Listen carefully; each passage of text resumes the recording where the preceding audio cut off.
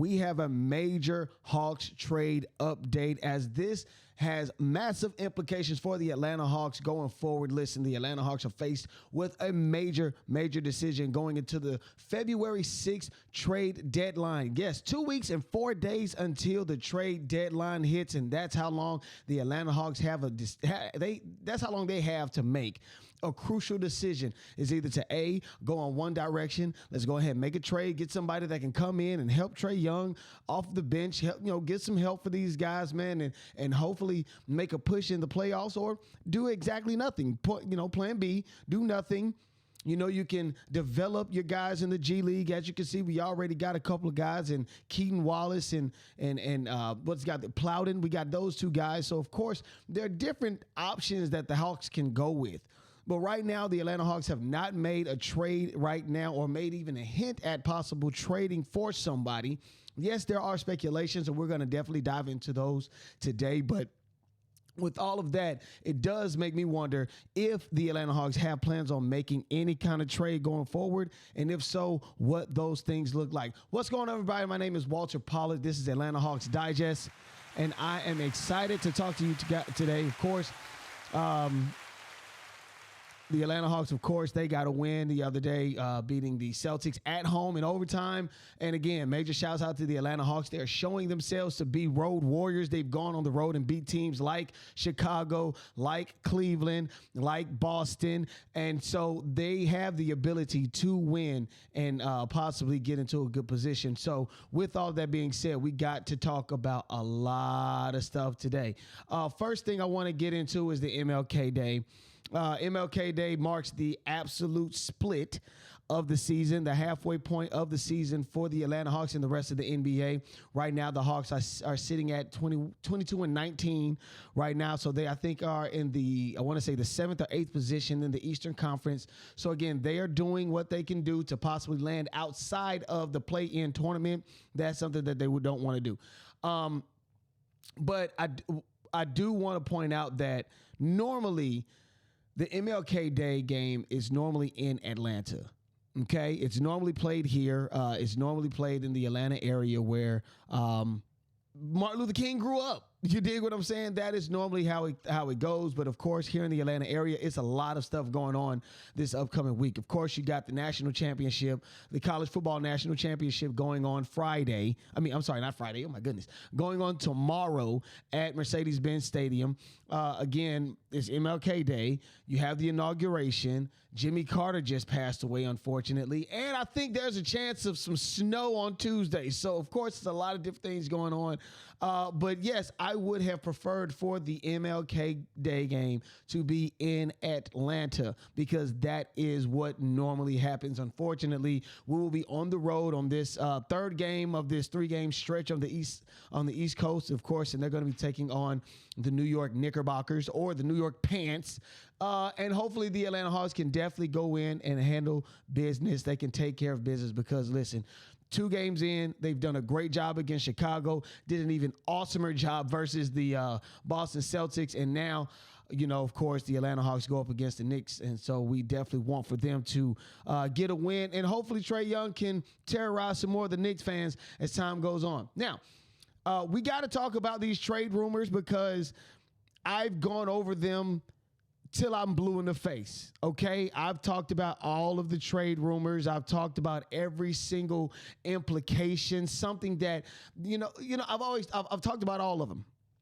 I've even gone down the list of who could possibly be leaving for the Atlanta Hawks. We've talked about DeAndre Hunter possibly leaving due to his prior performance. I'm not talking about right now, because right now he's doing an awesome job coming off of the bench, almost as like a 6th man for the Atlanta Hawks, and possibly he could definitely lend himself to be a 6-man type guy if he continues on this course. We've talked about, no, not Boosie, but we've talked about let me get some more of these players on. Not him, of course, but we talked about Bogdanović being out of the door, and we've also talked about how these two guys, Keaton Wallace and Dequan Plowden, how they can possibly impact the game. But we've definitely talked about Bogdanović. We've definitely talked about DeAndre Hunter possibly leaving the Hawks. We've definitely talked about Clint Capela possibly leaving the Hawks. Larry Nance in a package deal possibly leaving the Hawks. Cody Zeller has yet to play with the Hawks, so we've also even talked about them. So we know that we've gone over them all left the which away. You dig what I'm saying? But either way, the Atlanta Hawks are a win now team, and I don't see their window closing anytime soon. So they need to win, and now is the time to definitely do something. I said earlier in the show that there's two decisions that they can go with. One is make a trade, get a guard in that could possibly help Trae Young off of the bench because, of course, right now, Kobe Buffkin is out for the season, and he's not able to do what he's doing. This is the second year, and hopefully, we can get something out of Kobe Buffkin as time goes on. And then the next thing they can do is, of course, like I've shown you, they can go into their G League reserve. They can start to develop a lot of these guys like a Daquan Plowden, like a Keaton Wallace, guys like that. So we know that the Atlanta Hawks have two different things that they can go for. But I want to know what it is that they can do. We already know that they are capable of winning on the road. And I'm giving you guys this right now because I want you to tell me in the comments, where do you see the Atlanta Hawks making their move? Or if they are going to make a move in general. You dig? I know that you guys have mentioned it. Are these guys going to make a move? And that's something that I'm really, really wondering right now. In my opinion, I feel like the Atlanta Hawks are really just one player away. In all honesty, but from them being where they are now, which is the 6th seed, actually, the 6th seed in the Eastern Conference, and the 2 and 1 seed, they're one player away. And I feel as though if they can get this right, that the Hawks will definitely be in for a good treat. Now, the next question that I do want to ask is: have the Hawks done enough? Have the Atlanta Hawks done enough? As it pertains to the team, the Trae Young, the organization, the fans. Have the Atlanta Hawks done enough so far this season? My answer is yes. I do think the Atlanta Hawks have done enough. But going forward, we'll go over that because there's a lot of things that we got to talk about in regards to whether or not we keep, one, Trae Young in Atlanta, and two, they get in the best position to possibly win, heck, even a championship. We almost had an opportunity to get the NBA Cup earlier this season, which was awesome. But now it's time to get an NBA championship, and the Hawks have to make a move. So like I was saying before, it's definitely been some crazy proposals. Okay, now I've known the difference between whether a proposal is something that makes sense and another one that's just a shot in the dark. You dig what I'm saying? The ones that I'm talking about that was a shot in the dark, like what was it? Trae Young traded to Miami, you know what I'm saying, for Tyler Hero. That just didn't make any sense. There's a lot of stuff that had to be added onto it. And then I do some more research and find out that it's from a writer in Miami that just definitely needs to grab along to something. Jimmy Butler coming to the Hawks. Of course, that's off of Jimmy Butler raising a bunch of cane down in Miami, telling them that he wants out. And, the Atlanta Hawks seeing, well, what's the option? What can possibly happen? We even got the Atlanta Hawks trading for Anthony Edwards. I've talked about that, how the Atlanta Hawks can position themselves to be in running for Ant-Man, which doesn't make sense anymore because I've already pointed out that the Timberwolves aren't looking to trade him away at all. We've even gone so far as Zion Williamson. Yes, Zion Williamson is even in the news talking about the Atlanta, just the Atlanta area. And I want to point out that yes, right now, the New Orleans Pelicans are looking at options to trading away Zion Williamson. No, the Atlanta Hawks do not need a power forward. So this is totally out of the blue. I mean, just out of a shot in the dark, just to be completely honest. But listen to what Zion said about Atlanta. He said, I like Atlanta. I think they have a really good arena, and especially the black culture down there is really, it's big down there. And I appreciate that, Zion. I really do, because being somebody that grew up in Atlanta, born and raised in the Atlanta area, yes, we do have a robust black community, a robust black culture down here. So definitely I appreciate that. But with all due respect, we do not want you. But the more reasonable ones I have necessarily lending an ear to, one that I think I'm even leaning towards that I would like to see would be, of course, the trade talks between Atlanta and the Utah Jazz, getting Walker Kessler and Colin Sexton down here. That answers a lot of questions for the Atlanta Hawks, and we can definitely offload some big men, because in the beginning of the season, I pointed out that we were just bogged down with a bunch of big men: Clint Capela, Onyeka Okongwu, Larry Nance. Cody Zeller, unfortunately, he hasn't shown up with the team. So I'll point that out, because I ask, have the Atlanta Hawks done enough in regards to, all of that? And I want you guys to comment down below if the Atlanta Hawks, are going to make a trade, should make a trade, and who should they go for and who should be leaving. But I asked again, are the Hawks doing enough? Because this comes in regards to Trae Young.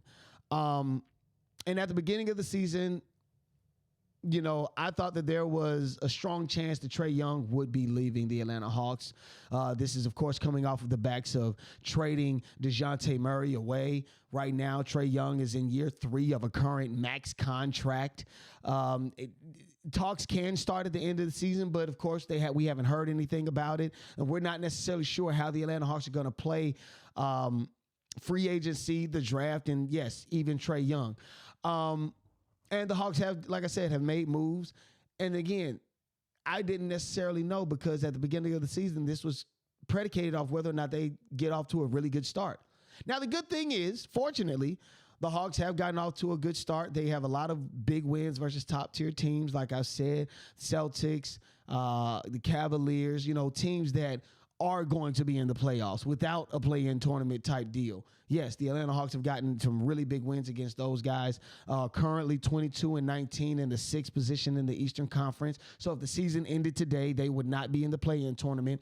Trae Young is leading all NBA players in assists, and he's probably he's the number 5 vote getter of point guards in the NBA votes is concerned. In the NBA All-Star votes is concerned, Dyson Daniels is becoming an all-defensive man. DeAndre Hunter is awesome coming off of the bench. Onyeka Okongwu, he's playing like a starting center, and there's so much more to talk about.